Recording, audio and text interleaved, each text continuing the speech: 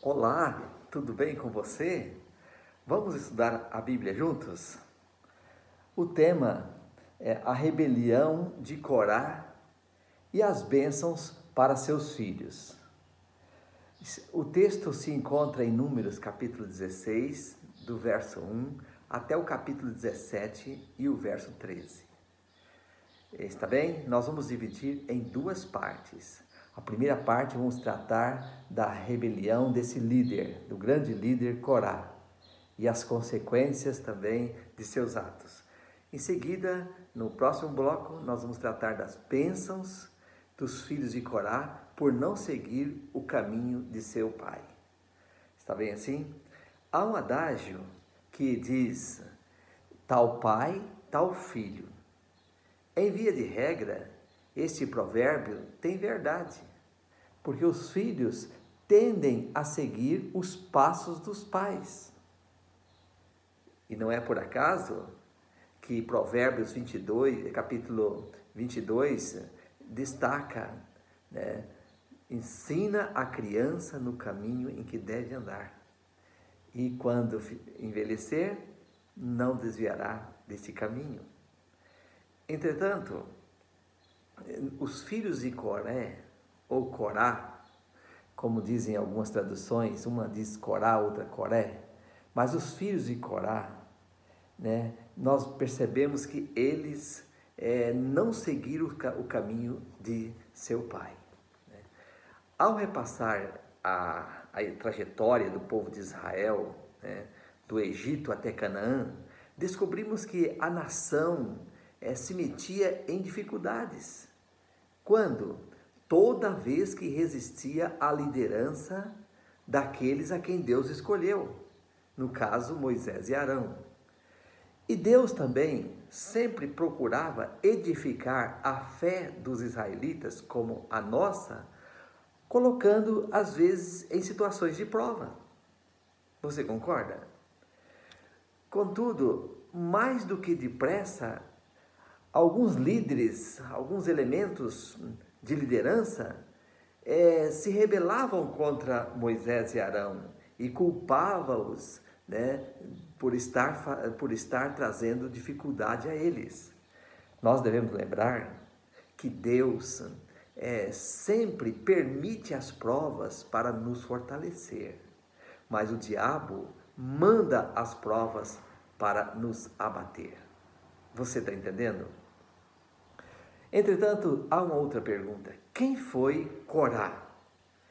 No livro de Números, capítulo 16, e o verso 1 a 3, destaca um pouquinho a figura desse personagem.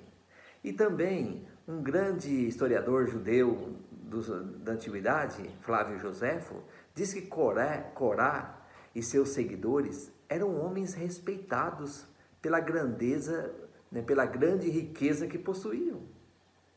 E Ellen White, no livro Patriarcas e Profetas, página 358, ela descreve que Corá, o espírito dirigente Corá, o espírito dirigente, ou seja, o dirigente do movimento, da rebelião, era levita, da família de Coate e primo de Moisés, era homem de habilidade e influência, e embora designado para o serviço do tabernáculo, descontentara-se com sua posição e aspirara à dignidade de sacerdócio. Finalmente, concebeu o ousado plano de subverter tanto a autoridade civil como a autoridade religiosa. Não deixou de achar quem o apoiasse também. E na amargura de seu desapontamento, voltaram-lhes as dúvidas, inveja e ódio, e dirigiram todas as queixas contra Moisés. O ciúme dera origem à inveja e a inveja dera origem à rebelião. Então Corá e seus companheiros de conspiração eram homens que haviam sido favorecidos com manifestações especiais do poder e da grandeza de Deus. Faziam parte, na realidade, do número dos que subiram com Moisés ao monte e viram a glória do Senhor. Você está entendendo? Então, Corá era um líder de grande distinção.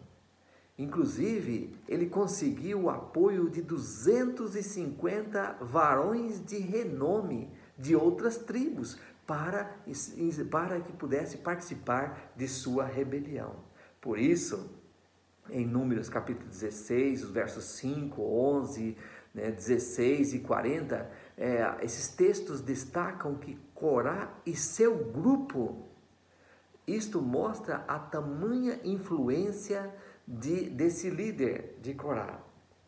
Mas qual era a sua queixa? Você acha interessante isso? Então vamos saber agora.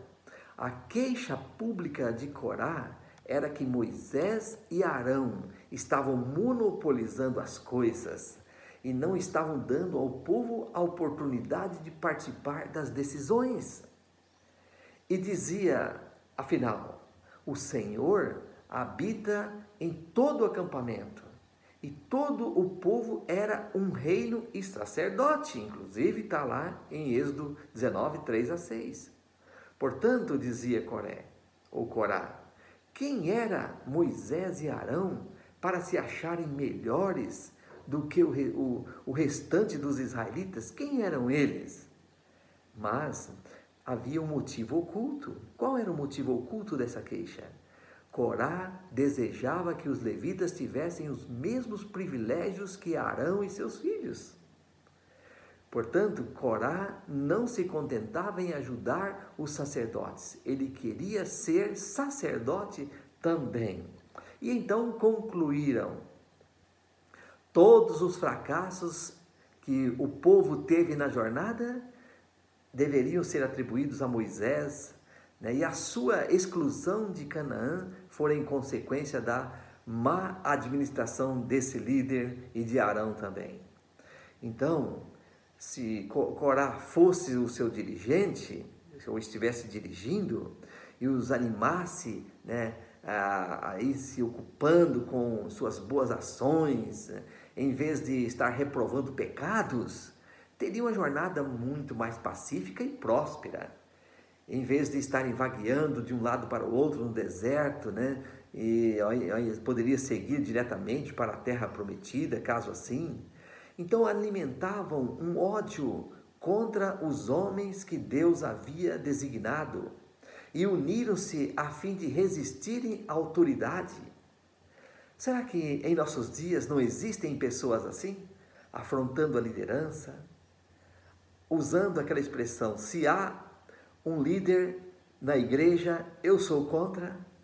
Isto é perigoso, não é verdade? Nenhuma sociedade pode funcionar sem submissão. Alguém precisa estar no comando, e na igreja é assim, na família é assim. Os pais precisam ter autoridade no lar. Ao contrário, a casa cai. Você concorda com isto? Os administradores precisam ter o comando das suas empresas, das suas fábricas, escritórios. Os governadores sobre a sua cidade, sobre a nação.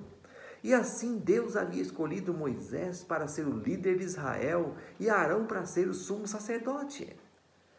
Um dia, eu era pastor numa associação e lá houve um problema muito grave. Crítica à liderança e muitas coisas mais. E um dia eu perguntei para um grande líder, já idoso, de que lado ele estava naquela confusão toda. E ele disse: se tiver um toco de madeira aqui no comando da igreja, eu vou apoiar, porque saberei que Deus que o colocou ali. Assim, querido, deve ser nosso empenho. Nós sabemos que o desejo egoísta de grandeza, de autoridade, existe na Escritura, é um tema comum nas Escrituras. Você sabe que Lúcifer opôs-se a Cristo no céu. Corá opôs-se a Moisés. Absalão desafiou o seu pai, Davi. Então, o lugar mais importante da vida cristã é aquele que Deus escolheu para nós. O lugar em que Ele preparou para ocuparmos, aonde nós estamos. O essencial não é uma posição, mas é a fidelidade em que realizamos o trabalho que Deus nos deu. Você concorda com isto? Exatamente. Então os rebeldes não aceitam a liderança. Temos o caso de Nadab e Abiú, que acenderam fogo estranho no santuário e foram punidos e queimados, né? E agora, também há o caso de Datã e Abirão, que se aliou a Corá e não quiseram comparecer na reunião, né? E então eles ficaram nas suas tendas, tinham um coração cheio de inveja e desejavam assumir a liderança. Enquanto isso, Moisés, um líder humilde, prostrou-se diante do Senhor, não discutiu com aqueles homens, porque ele sabia que o desejo deles era tomar o controle do sacerdócio, e algo que Deus jamais permitia. E Moisés orou a Deus pedindo que o defendesse. E Deus, como o justo juiz, entrou em cena. Tá certo? Você concorda? Então, no próximo tema, nós vamos começar nesse tópico, né? Deus como o justo juiz entrando em cena e o que Deus fez com aqueles rebeldes.